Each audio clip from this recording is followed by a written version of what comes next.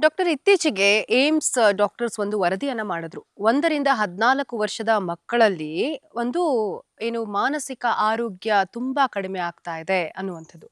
ಮತ್ತೆ ನಮ್ಮ ಸಮಾಜದಲ್ಲಿ ಸುತ್ತಮುತ್ತ ನಾವು ಗಮನಿಸ್ತಾ ಇರುವಂಥದ್ದು ತುಂಬಾ ವಿಕೃತಿಯನ್ನ ಮೆರಿತಾ ಇದ್ದಾರೆ ಮಕ್ಕಳೆಲ್ಲ ಅಂತ ಹೇಳಿ. ಈಗ ಇತ್ತೀಚಿನ ಒಂದು ಘಟನೆಯನ್ನ ನೋಡಿದ್ರೆ ನಾವು ಏನು ಮನೆಯಲ್ಲಿ ಅಣ್ಣನೇ ತಂಗಿಯ ಮೇಲೆ ಒಂದು ಅತ್ಯಾಚಾರವನ್ನ ಮಾಡಿರುವಂಥದ್ದು. ತಾಯಿಯೇ ಹೋಗಿ ಪೊಲೀಸ್ ಹತ್ರ ಕೊಟ್ಟಿರುವಂಥದ್ದು. ನನ್ನ ಮಗಳಲ್ಲ ಇವಳು ಆದ್ರೆ ಮಗನ ಪರ ವಹಿಸ್ತಾಳೆ.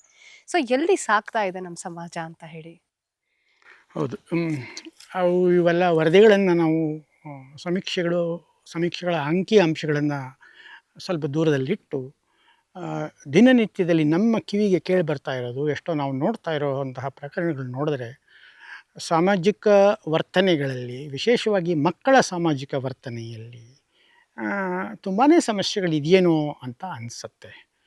ಒಂದು ಶಾಲಾ ಶಿಕ್ಷಣದಲ್ಲಿಯೂ ಕೂಡ ಮಕ್ಕಳ ಮನಸ್ಸಿಗೆ ನೋವು ಆಗಬಾರ್ದು ಅನ್ನುವಂಥ ಒಂದು ಶೈಕ್ಷಣಿಕ ವಾತಾವರಣವನ್ನು ಸೃಷ್ಟಿಸುವಂತಹ ಪ್ರಯತ್ನಗಳನ್ನು ಶಾಲೆಗಳು ಮಾಡ್ತವೆ. ಸರ್ಕಾರದ ನೀತಿ ನಿಯಮಗಳು ಕೂಡ ಮಾಡ್ತಾಯಿದೆ ಒಂದು ಕಡೆ.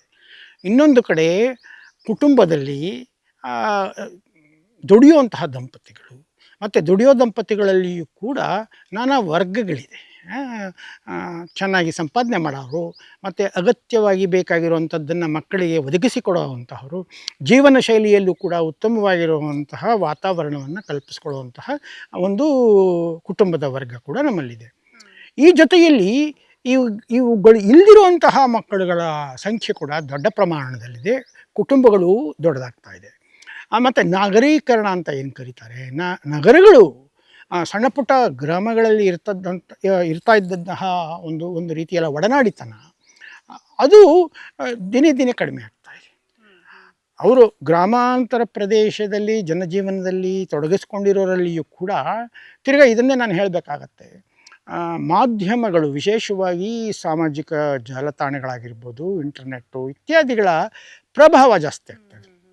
ಒಂದು ದೃಷ್ಟಿಯಲ್ಲಿ ಉತ್ತಮವಾಗಿರುವಂತಹ ಮಾಹಿತಿ ಕೊಡ್ತಾ ಇದೆ. ಹಸು ಸಾಕೋದು ಹೇಗೆ ಅಥವಾ ಬೇಸಾಯ ಮಾಡೋದು ಹೇಗೆ, ಅವರ ಜೀವನಕ್ಕೆ ಹೆಚ್ಚು ಮಾಹಿತಿ ಒದಗಿಸ್ಕೊಡ್ತಾ ಇದೆ ಜೀವನದ ಮಟ್ಟವನ್ನು ಉತ್ತಮಗೊಳಿಸೋದಕ್ಕೆ.